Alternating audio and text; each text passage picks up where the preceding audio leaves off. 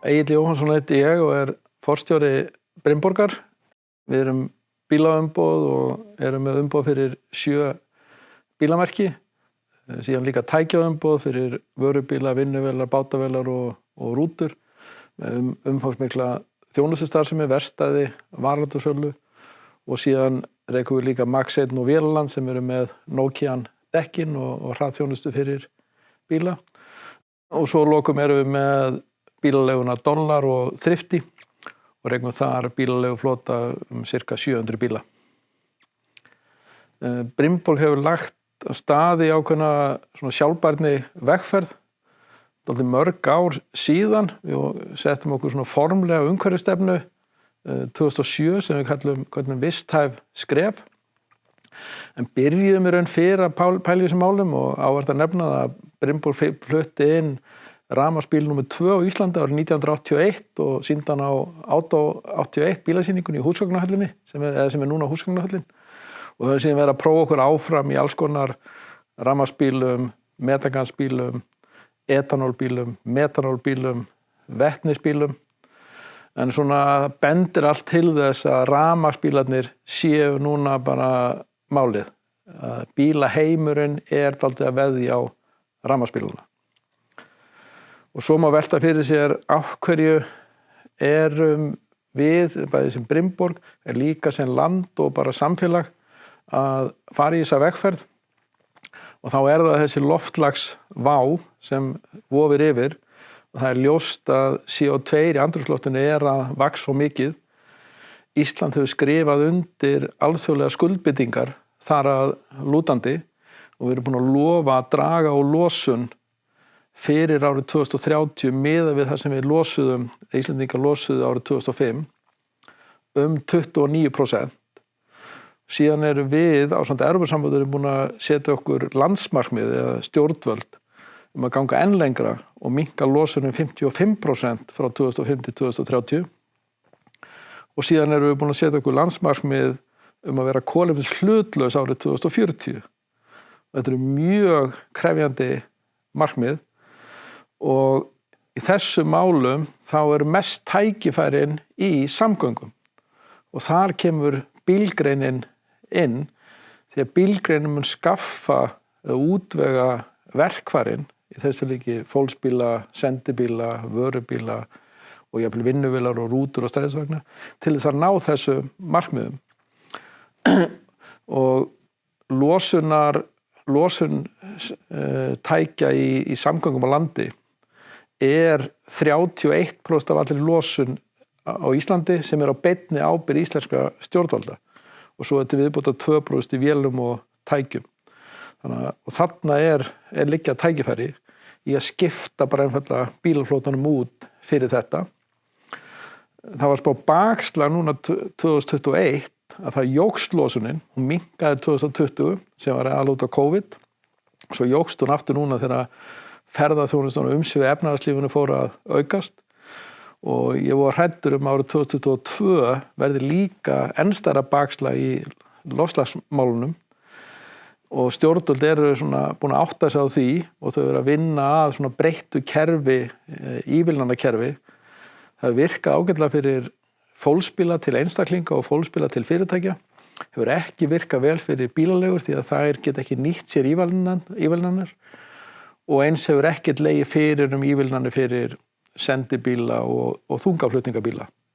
Þannig að þetta á allt eftir að skýrast og þarf eiginlega að skýrast mjög hratt núna fram að áramótum með nýju fjárlagafrumvarpi.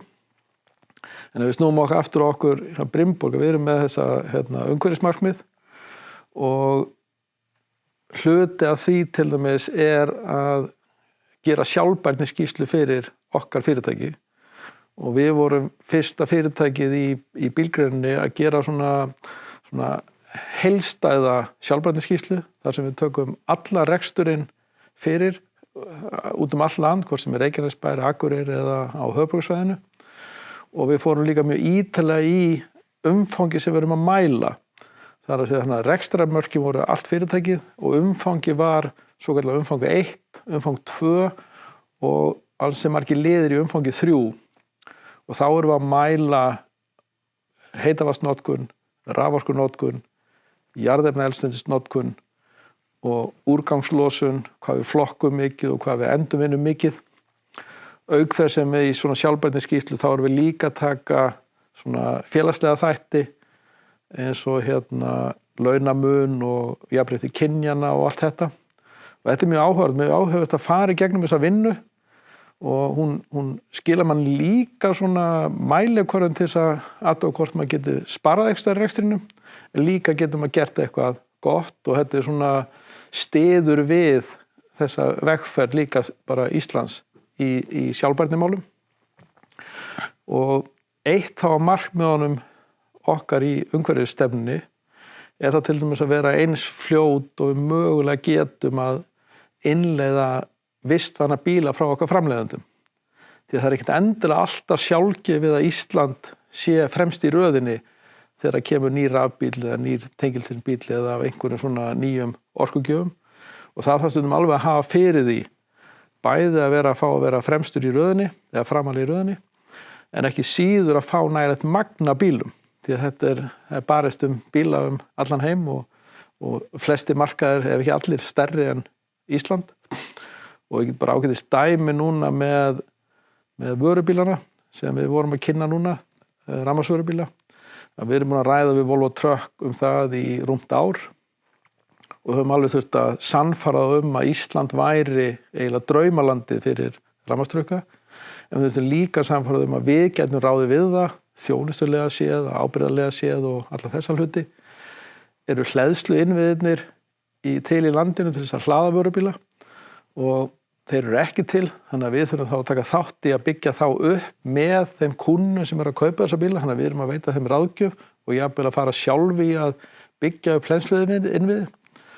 Reynda góða við það að ef við byggjum öfluga hleðsluinnviði fyrir vörubíla, þá mun það hjálpa hleðslu á fólksbílum, því að þetta er sama tækni sem er notuð. Þannig að þetta er svona dæmi hvernig skýr markmið í umhverfisstefnunni geta hjálpa okkur að ýta við orkuskipta markmiðunum. Nú ef við tökum fólksbíla, þar á þessu ári, árið 2022, Brimborg í raun með sín 7 bílamerki stærst í innflutningi á rafbílum. Við erum með 4 framleiðendur sem skaffa rafknúna sendibíla og þar erum við líka stærst. Og síðan verðum við stærst í vörubílum út af þessum stóra pakka. Þetta eru 23 bílar sem eru að fara til 11 fyrirtæki í 8 atvinnugreinum. Og síðan erum við að byrja innflutning á rafknúnum vinnuvélum. Við erum búin að fá fyrstu vélarnar og fáum fleiri á næstu mánuðum. Nú, við getum nefnt eitt annað dæmi hvernig svona sjálfbærni vegferðin skila sér í betri vinnubröðum. Og þegar við kynntum Polestar rafbílaframleiðanda til Íslands, þá verðum við að útvega sýningarsal fyrir þann bíl og þannig að við vorum með húsnæði sem við ákváðum að breyta. En áður við fórum í hönnun á húsnæðinu, þá ákváðum við að fara í svokallega BREEAM alþjóðlega umhverfisvottun og þar verið að taka á orkusparnaði, orkunýtni, hljóðvist, loftgæðum og ljósgæðum og þessum hlutum. Og það mjög áhört, þetta er mjög agað kerfi, krefjandi kerfi, en niðurstaðan gerir það verkum að húsnæðið og öll svona starfsmanna aðstæð og í raun og þá aðstæð fyrir viðskiptavinni verður miklu betri, gæðin á húsnæðinu, þó það kosti aðeins aukalega og tekur aðeins meiri tími í upphafi. En svo getur þetta spara tíma í lokin því að þetta það mikil agi í kerfinu, allir verktakar og hönnuðir, þeir fylgja ákveðnu prótókolli. Eitt áhugavert sem kom fram í sjálfbærni skýrslunni að við erum alltaf að nota ákveðið af jarðefnaeldsneyti. Það er fyrir okkar bíl í rekstri, það eru bílar í hlunnindum og eins og í bílaleigunni. Og jarðefnaeldsneyti sem við erum að nota 13,6% af allri orkunotkun Brimborgar, ef við tökum þá raforku og heitavatnsorku með, mælt í kílóvattstundum. En jarðefnaeldsneytið losar 80% af kolefninu sem við losum í rekstrinum. Þannig að þetta er komið þá mjög skýrt hvað við þurfum að gera til þess að minnka kolefnissporið og það eiginlega liggur þá fyrir að það tiltölulega auðvelt. þurfum bara að skipta út þessum bílum og þá erum búin að minnka 80% af kolefnissporinu sem kemur frá raforkunotkun. Þetta var mjög áhugavert. Annað sem við höfum verið að gera þá til þess að minnka raforkunotkun Brimborgar. Þegar maður hugsar það, ef að við erum auðvitað að setja ákveðið álag á heitavatnskerfið og raforkukerfið og allir hafa heyrt umræðan að virkja meira til þess að fá orku fyrir orkuskiptin í landinu. En ef að hvert og eitt fyrirtæki getur farið í ákveðna staðbundna orkuframleiðslu, þar að segja reynt að framleiða orku á staðnum og nota þá ekki af almenna netinu. Og þetta til dæmis Evrópusambandið og Bandaríkin hafa sett þetta inn í reglugerðið þar sem það orðin skylda í nýbyggingum og þess að leysa þetta svoleiðis. Þá fórum við að gera ákveðna tilraun að þegar við endur hönnuðum Pólstarsalinn, þá settum við 2 nýjar lausnir þar. Í fyrsta lagi sólarorkuver á þakið á salnum og það er ákveðið hagkvæmt að gera þetta þegar maður hvort að fara í breytingar. Þannig að við hönnuðum þetta inn frá byrjun. Þannig að við erum að framleiða sólarorku, eða rafmagn með sólarorku sem fer beint inn á netið í húsinu og þetta um 70 sellur, 130 fermetrar á þakinu, þetta 26 kW uppsett afl. Við settum þetta í gang núna 21. júní 2022 á sumarsólstöðum og það búið að framleiða rafmagn síðan.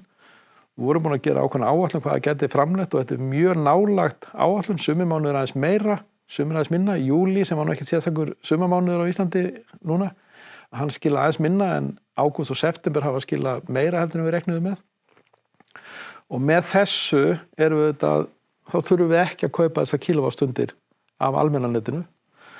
Og það áhugaverða í þessu að því að þetta er á fyrirtækistaki, þá fer framleiðslan fram frá svona, hún að byrja svona 5-6 á morgnana og til svona 6-7 á daginn og jafnvel lengur á sumarmánuðinum og styttra á vetrarmánuðinum.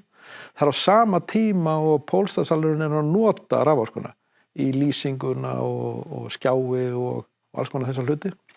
Þannig að við erum í raun að framleiða meira heldur en Pólstarsalurinn þarf á að halda. Þannig að við kaupum ekkert rafmagn þegar þetta er í gangi. En hvað gerum við þá fyrir umframorkuna? Hún fer þá inn á aðalbyggingu Brimborgar sem á sama stað og þetta gerist allt sjálfkrafa. Þannig að við erum í raun að spara bara akkúrat kilowattstundum sem við framleiðum þarna, við kaupum það þá ekki af netinu. Þannig, og hitt verkefni sem við erum í Pólstar, að við erum að setja varmadælu í Pólstarsalnum sem er knúin af rafmagni og hún sækir þá orku úr útihitanum eða útiloftinu og hitar upp vatn sem hitar upp element sem við notum til þess að hita upp loftræsti kerfið. Og þá erum við að spara heitt vatn líka. Þessi 2 svona verkefni ákveðin tilraunaverkefni og síðan er hugmyndin þá að fara í stærri skala og við erum þegar byrjuð að hanna verkefni 2 í sólarorkunni og varmadælu sem verður í húsnæðinu okkar á bílsöða 8, þetta er á bílsöða 6, Pólstarsalurinn. Og þar erum við að innleiða Opel bílamerkið til viðbótar við Peugeot, Citroën og Mazda og þar erum við að setja helmingi stærra sólarorkuver á þakið á því húsi og vonandi verður það verkefni klára næsta sumar. Þannig að það er svona ýmislegt að gerast í sjálfbærnimálunum og í raun að okkar viti mjög mikilvægt að fyrirtæki fari sem fyrst af stað í þessa vegferð því að þetta er óumflýjanlegt að þetta verður gríðarlega áhersla bæði frá krafa frá viðskiptavinum en jafnt og þétt munu stjórnvöld innum ýmsu löndum en á Íslandi innleiða lög og reglur sem munu gera kröfu svona mál og þá er ágætt eða bara mjög gott að vera að byrja til þess að skilja til þess að þurfi ekki að gera þetta allt og hratt og læra vel á þetta.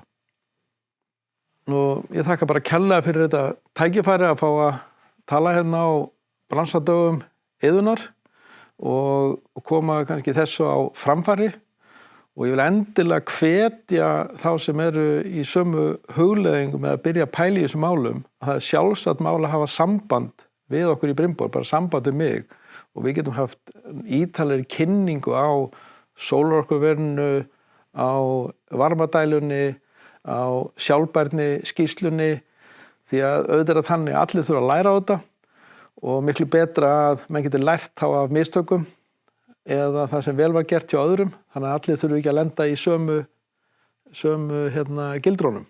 Þannig að bara takk fyrir mig og endilega hafa samband.